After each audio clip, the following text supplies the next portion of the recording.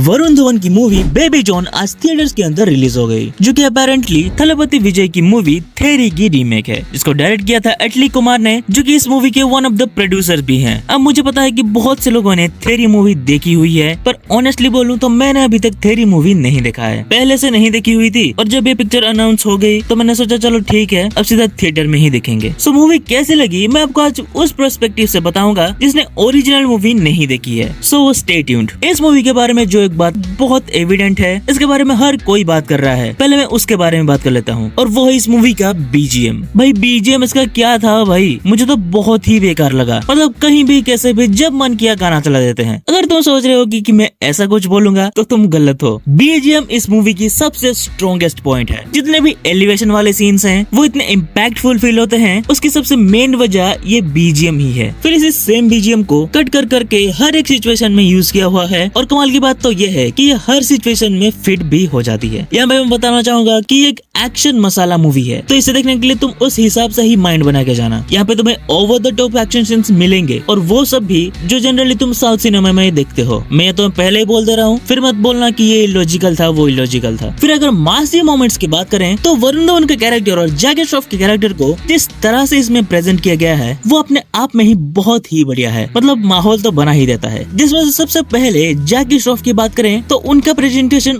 On point था। Hero से भी ज्यादा वो आपको खूंखार लगते हैं, यहाँ तक कि मूवी में बहुत से पॉइंट पर वो हीरो को डोमिनेट भी करते हैं। ओवरऑल बहुत ही बढ़िया विलन का कैरेक्टर लिखा है, और इसमें अपने परफॉर्मेंस के जरिए मिस्टर अंडा कड़ी पत्ता ने इस कैरेक्टर में जान भरी है। लेकिन यही सेम बात मैं वरुण धवन के कैरेक्टर के लिए नहीं बोल सकता, क्योंकि बहुत से ऐसे सीन आते हैं जहाँ पे वो बढ़िया परफॉर्मेंस देते हैं, लेकिन वहीं पर कुछ ऐसे भी सीन आते हैं जहाँ पे उनकी एक्टिंग उतनी कन्विंसिंग नहीं लगती। फॉर एग्जाम्पल इंटरवल के पहले कुछ होता है जहाँ पे वरुण धवन के कैरेक्टर को रोना होता है, लेकिन वहाँ पे वो रोते हैं या हंसते हैं भाई मुझे तो समझ में नहीं आया। इवन जहाँ पे वो कॉमेडी करते हैं तो बीच बीच में से कभी कभी वो जुड़वाटू वाला वरुण धवन बाहर आने लगता है। लेकिन अच्छी बात यह है कि ये कभी कभी होता है, हमेशा नहीं होता। लेकिन मैं यहाँ पे पूछना चाहूंगा कि इस पुलिस यूनिफॉर्म के साथ ऐसे शेड्स कौन पहनता है? आपका तो पता नहीं भाई, मुझे बहुत ही और लगा ये। फिर एक्टर्स की बात कर रहे हैं तो यहाँ पे राजपाल यादव की बात करना जरूरी है। मतलब मैंने कभी अपने वाइल्डेस्ट ड्रीम में भी नहीं सोचा था कि मैं कभी राजपाल यादव के लिए थिएटर में चीयर करूंगा। आई मीन ऐसे किसी ने अभी तक सोचा तक भी नहीं होगा। लेकिन भाई भाई भाई कालिस ने जैसे राजपाल यादव को प्रेजेंट किया है, ऐसी प्रेजेंटेशन तो किसी किसी हीरो को भी नहीं होती किसी मूवी में। मतलब जब राजपाल यादव बोलते हैं कि comedy is a serious business, तब ऐसा हो ही नहीं सकता कि आप उनके लिए तालियां, चीयर और सीटी ना मारो। फिर इंटरवल के पहले जब एक इम्पोर्टेंट सीन आता है जिसमें एक बच्ची खो गई होती है, ज्यादा नहीं बताऊंगा, स्पॉइलर नहीं देना मुझे आपको, और इसी के अराउंड जो एक पूरे का पूरा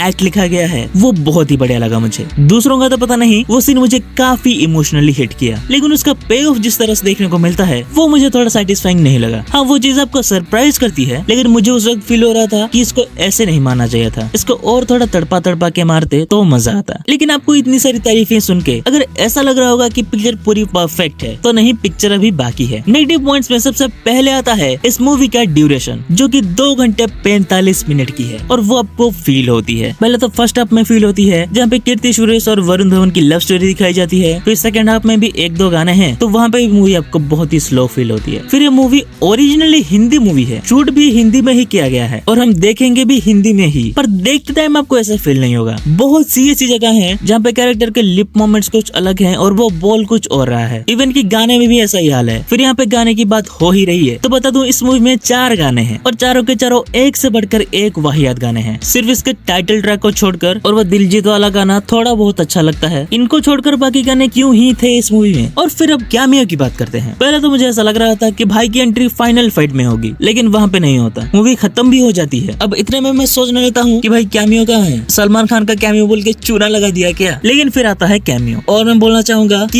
ये होती है प्रेजेंटेशन। आपको देख के ही लगता है कि हाँ इसके लिए मेहनत तो किया गया है। नहीं तो पता नहीं, जब पिछली बार सलमान खान किसी मूवी के कैमियो में दिखे थे तब उनकी और मेकर्स की बहुत ही ट्रोलिंग हुई थी, लेकिन इस बार ऐसा कुछ नहीं होता, बल्कि आप उनके लिए चीयर करते हो। और इस टाइम पे भी थमन का बीजीएम ऑन स्टेरॉइड्स था। हाँ वो बात अलग है कि इस कैमियो का इस मूवी में कुछ जरूरत नहीं था, क्योंकि ये स्टोरी का पार्ट भी नहीं है, और ऐसा भी नहीं है कि इसमें पार्ट 2 के लिए कुछ सेटअप किया गया हो, सिर्फ मार्केटिंग के लिए इसको यूज कर लिया। लेकिन खाली ऐसे सिर्फ कैमियो के रूप में देखें तो हाँ अच्छा खासा कैमियो था। सो ओवरऑल बेबी जॉन इस मूवी के ऊपर बात करें तो मुझे तो बढ़िया लगा, मतलब बहुत बढ़िया और एवरेज के बीच में, एवरेज मान के चल लो। इसमें फाइट्स अच्छे हैं, थिएटर्स मोमेंट अच्छे हैं, अच्छी अच्छी खासी स्टोरी भी है। तो इस छुट्टियों में आप अपनी फैमिली के साथ ये मूवी देखने जा सकते हो। आप निराश तो नहीं होगे, ये मेरी गारंटी है। बाकी मैं मिलता हूँ किसी और नए वीडियो में किसी और नए टॉपिक के साथ। तब तक के लिए बाय।